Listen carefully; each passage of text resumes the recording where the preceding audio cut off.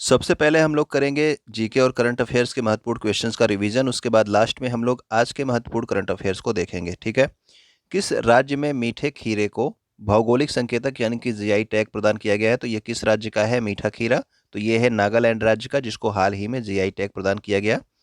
जोडीमा wine, जो कि आपके घर पर जो चावल से शराब बनाई जाती है, इसी को बोला जाता है जोडीमा वाइन। और ये किस राज्य की है जिसे जीआई टैग प्रदान किया गया? तो ये असम राज्य की है जोडीमा वाइन। ओके।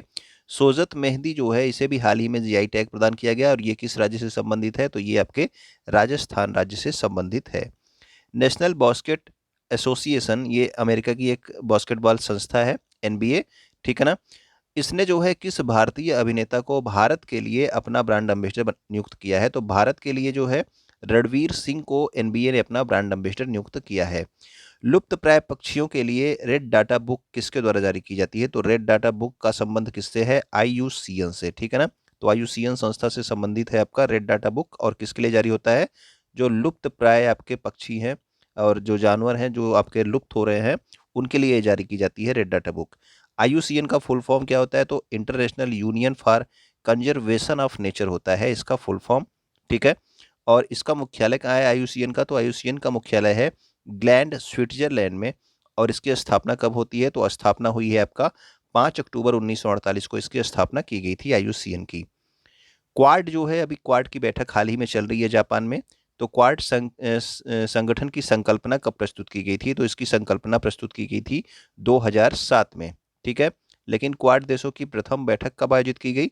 तो पहली बैठक आयोजित हुई थी आपकी 24 सितंबर 2021 को। और ये कहाँ पे आयोजित हुई थी? तो अमेरिका में आयोजित की गई थी। इसका मेजबान देश कौन था? तो अमेरिका। ठीक है ना। तो अगला है हमारा, क्वाड देशों की प्रथम बैठक आपकी हो गई 24 सितंबर 2021। क्वाड देशों के द्वारा किए जाने वाले युद्ध अभ्यास का क्या नाम है? तो क्वाड में कौन कौन से देश शामिल हैं, ये भी आपको पता होना चाहिए। क्वाड में आपका अमेरिका है, जापान है, और आपका इंडिया है, और ऑस्ट्रेलिया है। ठीक है ना। तो ये 4 देश मिलकर अपना क्वाड बनाते हैं।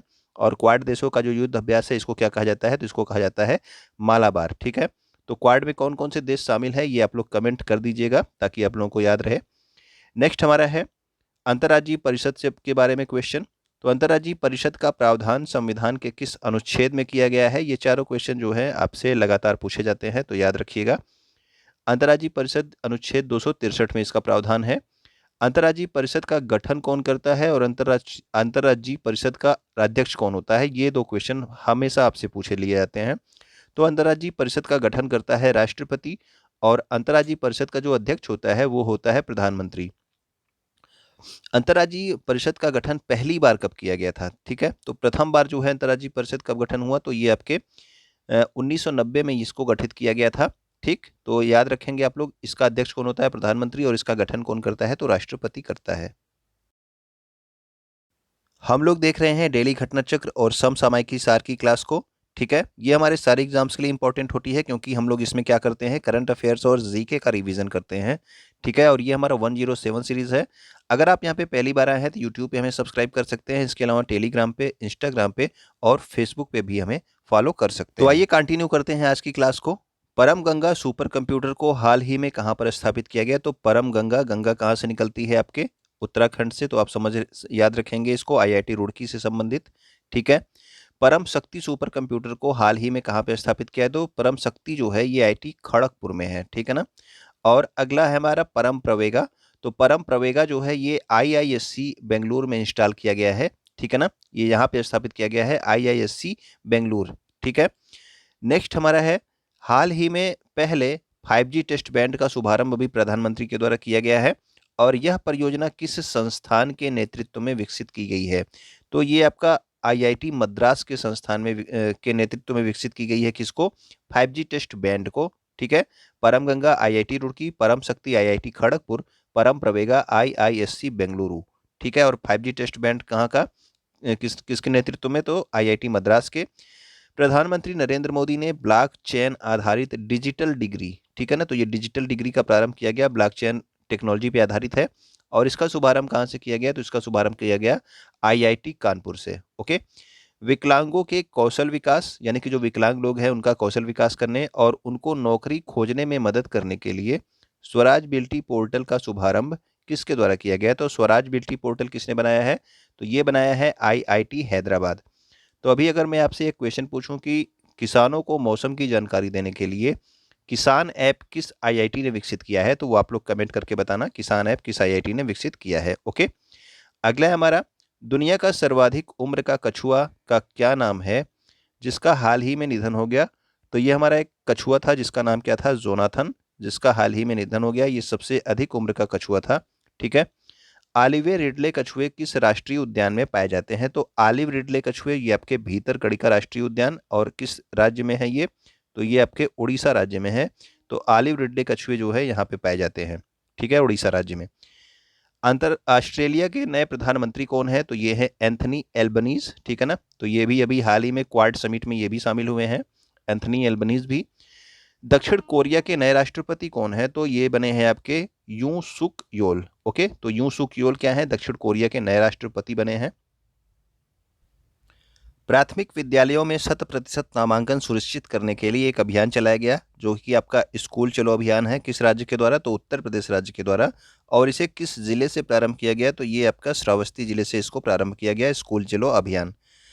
विश्व खुशहाली सूचकांक 2022 में भारत की रैंक क्या है? तो इसमें भारत की रैंक है 136, और इसमें प्रथम स्थान पे कौन है? तो प्रथम स्थान पे है आपका फिनलैंड देश।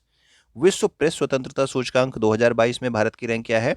तो प्रेस स्वतंत्रता सूचकांक में भारत है 150वें नंबर पे, और इसमें जो है आपके भारत की रैंक क्या है? भारत की रैंक 150 है, और प्रथम स्थान पे कौन है? तो प्रथम स्थान पे है नॉर्वे। ओके, यानी कि प्रेस फ्रीडम इंडेक्स है ये है आपका हैप्पीनेस इंडेक्स। ओके, नेक्स्ट हमारा है, गृह मंत्री अमित शाह के द्वारा राष्ट्रीय साइबर फॉरेंसिक प्रयोगशाला का उद्घाटन कहाँ पे किया गया? तो राष्ट्रीय साइबर फॉरेंसिक प्रयोगशाला का उद्घाटन कहाँ पे हुआ? तो ये हुआ है हैदराबाद में। इटालियन कप फुटबॉल प्रतियोगिता 2022 का खिताब किसने जीत लिया है? तो ये जीत लिया है इंटर मिलान ने, और इसके लिए इसने किसे हराया? तो यूवेंटस को हराया है। ठीक है। किस भारतीय फुटबॉलर को मेजर ध्यानचंद खेल रत्न पुरस्कार 2021 से सम्मानित किया गया? तो कौन से फुटबॉलर हैं? कुल 12 लोगों को ये सम्मान दिया गया था, जिनमें से एक फुटबॉलर थे जिनका नाम था सुनील छेत्री। ओके, नेक्स्ट हमारा है असम राइफल्स के बारे में कुछ जानकारी। तो असम राइफल्स की स्थापना कब होती है? तो इसकी स्थापना होती है 1835 ईस्वी में। इसका पुराना नाम क्या था? अभी तो नाम क्या है? असम राइफल्स है, लेकिन पुराना नाम था इसका कछार लेवी। और इसका मुख्यालय कहाँ पे स्थित है? तो मुख्यालय आपका शिलांग मेघालय में है। ठीक है, नाम असम राइफल्स है लेकिन मुख्यालय आपका मेघालय में है, याद रखिएगा, शिलांग मेघालय में। वर्तमान में महानिदेशक कौन है असम राइफल्स के? तो वर्तमान में महानिदेशक है आपके प्रदीप चंद्र नैयर। करंट का क्वेश्चन आप याद रखेंगे। इसे पूर्वोत्तर का प्रहरी भी कहा जाता है, यानी कि असम राइफल्स को क्या कहा जाता है? पूर्वोत्तर का प्रहरी भी कहा जाता है। ये क्वेश्चन भी आपसे पूछा जा चुका है। भारत की 100वीं स्मार्ट सिटी कौन सी है? तो भारत की 100वीं स्मार्ट सिटी है आपकी शिलोंग। ठीक है, शिलोंग कहाँ पे है? मेघालय में। भारत का नवीनतम राष्ट्रीय राजनीतिक पार्टी का क्या नाम है? तो जो नवीनतम राष्ट्रीय राजनीतिक पार्टी है, तो वर्तमान में कुल 8 राष्ट्रीय राजनीतिक पार्टियां हैं। ठीक है ना, और नेशनल पीपुल्स पार्टी ये आपकी 8वीं राजनीतिक पार्टी है, राष्ट्रीय राजनीतिक पार्टी। ठीक है, और चुनाव इस चिन्ह क्या है इसका? एनपीपी, यानी कि नेशनल पीपुल्स पार्टी का। तो ये है आपका पुस्तक। ट्यूलिप फेस्टिवल का आयोजन कहाँ पर किया जाता है? तो ट्यूलिप फेस्टिवल का आयोजन किया जाता है आपके श्रीनगर जम्मू कश्मीर में। और चेरी ब्लॉसम फेस्टिवल का आयोजन कहाँ पे होता है? तो ये होता है आपके शिलांग मेघालय में।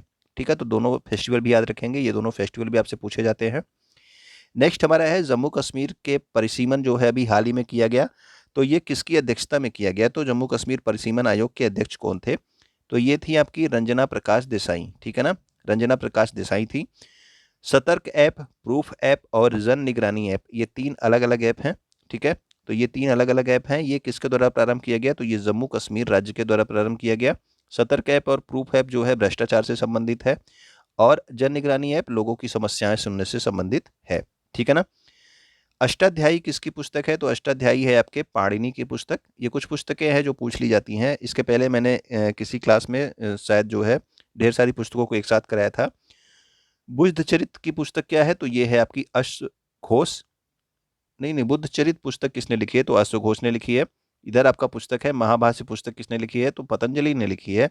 और कादंबरी पुस्तक किसकी है? तो ये बाणभट्ट की पुस्तक है। विश्व कछुआ दिवस प्रत्येक वर्ष कब मनाया जाता है? तो ये मनाया जाता है 23 मई को। और अगर आपसे पूछ लिया जाए विश्व खुशहाली दिवस कब होता है? तो ये प्रत्येक वर्ष आपके 20 मार्च को होता है। तो आइए देखते हैं 25 मई 2022 के महत्वपूर्ण करंट अफेयर्स को। राष्ट्रपति रामनाथ कोविंद ने दिल्ली का 22वां उपराज्यपाल किसे नियुक्त किया गया? तो अभी हाल ही में जो है क्या हुआ, अनिल बैजल पहले थे इसके दिल्ली के उपराज्यपाल, जिन्होंने हाल ही में इस्तीफा दे दिया। तो अब दिल्ली का 22वां उपराज्यपाल नियुक्त किया गया है विनय कुमार सक्सेना को, ठीक है ना। हाल ही में किस राज्य ने सार्वजनिक शिकायतों और निगरानी कार्यक्रमों और योजनाओं के निपटान के लिए संभव पोर्टल लॉन्च किया है?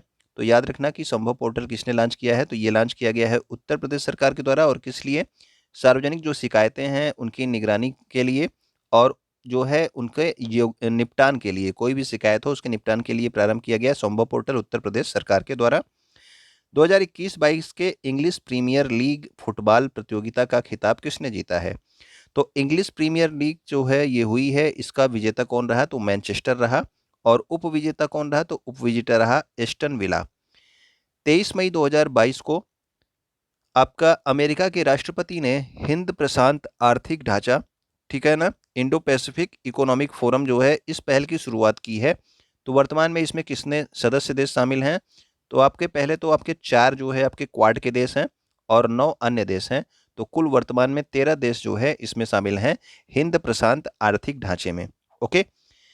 हाल ही में किस राज्य में माया पिट वाइपर नाम के एक नए जहरीले सांप की प्रजाति खोजी गई है? तो माया पिट वाइपर नाम से एक नया जहरीला सांप खोजा गया कहाँ पे? तो ये खोजा गया है मेघालय राज्य में।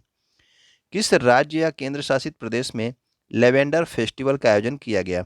तो लेवेंडर फेस्टिवल का आयोजन किया गया आपका, ये किया गया है जम्मू कश्मीर के डोडा जिले में, ठीक है। तो लेवेंडर फेस्टिवल भी जम्मू कश्मीर से संबंधित है, याद रखिएगा। बैंगनी क्रांति भी इसको बोला जाता है, बैंगनी क्रांति, ठीक है ना, ये भी आप याद रखेंगे। लेवेंडर की खेती बैंगनी क्रांति से संबंधित है। हाल ही में भारतीय रेलवे और किस संस्थान ने भारत का पहला स्वदेशी हाइपर लूप विकसित करने के लिए साझेदारी की है? तो हाइपर लूप एक जो है परिवहन से संबंधित आपका प्रोजेक्ट है, ठीक है ना। तो ये आपका आईआईटी मद्रास और भारतीय रेलवे जो है मिलकर के आपका स्वदेशी हाइपर लूप विकसित करने पर कार्य करेगा, ठीक है। हाल ही में किस संगठन ने भारत के 10 लाख आशा कार्यकर्ताओं को ग्लोबल हेल्थ लीडर्स अवार्ड से सम्मानित किया है? तो ग्लोबल हेल्थ लीडर्स जो है अवार्ड किसे दिया गया है? तो आशा जो आपकी कार्यकर्ता होती हैं, ठीक है, सामुदायिक आपके स्वास्थ्य केंद्रों में, उनको जो है सम्मानित किया गया किसके द्वारा? तो ये सम्मानित किया गया विश्व स्वास्थ्य संगठन के द्वारा, ठीक है। ग्लोबल हेल्थ लीडर्स अवार्ड आशा कार्यकर्ताओं को मिला, भारत की आशा कार्यकर्ताओं को। हाल ही में केंद्र सरकार ने अंतर्राज्यीय परिषद और इसके अस्थायी समिति का पुनर्गठन किया है, और इसकी स्थायी समिति के अध्यक्ष कौन होंगे? तो याद रखना कि अंतर्राज्यीय परिषद का अध्यक्ष कौन होता है? तो वो आपको बताया गया कि प्रधानमंत्री होता है। लेकिन इसमें जो अस्थायी समिति बनती है, इस अस्थायी समिति का जो अध्यक्ष होता है वो गृह मंत्री होता है। और इसके जो है अध्यक्ष कौन बने हैं? तो इसके अध्यक्ष वर्तमान में गृह मंत्री कौन है? तो अमित शाह है, ठीक है। तो अस्थायी समिति का अध्यक्ष आपका गृह मंत्री, और अंतर्राज्यीय परिषद का अध्यक्ष कौन होता है? तो वो आपका प्राइम मिनिस्टर होता है। आपको बताना है कि अंतर्राज्यीय परिषद का गठन किसके द्वारा किया जाता है, वो आप कमेंट करके बताना। ओके। 8वां योग दिवस 2022 का आयोजन कहाँ पे किया जाएगा? तो याद रखना कि योग दिवस जो इस वर्ष 2022 में मनाया जाएगा, ये किस क्रम का है? तो 8वां जो है आपका योग दिवस है, ठीक है ना। और इसका आयोजन इस वर्ष किया जाएगा मैसूर कर्नाटक में। तो उम्मीद करता हूँ कि आपको सारी क्लास अच्छी लगी होगी, और ये जो है आप अपने दोस्तों तक शेयर जरूर कर दीजिएगा, क्योंकि जीके और करंट सभी एग्जाम में पूछी जाती हैं। वीडियो को आप लाइक कर सकते हैं, और वीडियो देखने के लिए आपका बहुत बहुत धन्यवाद।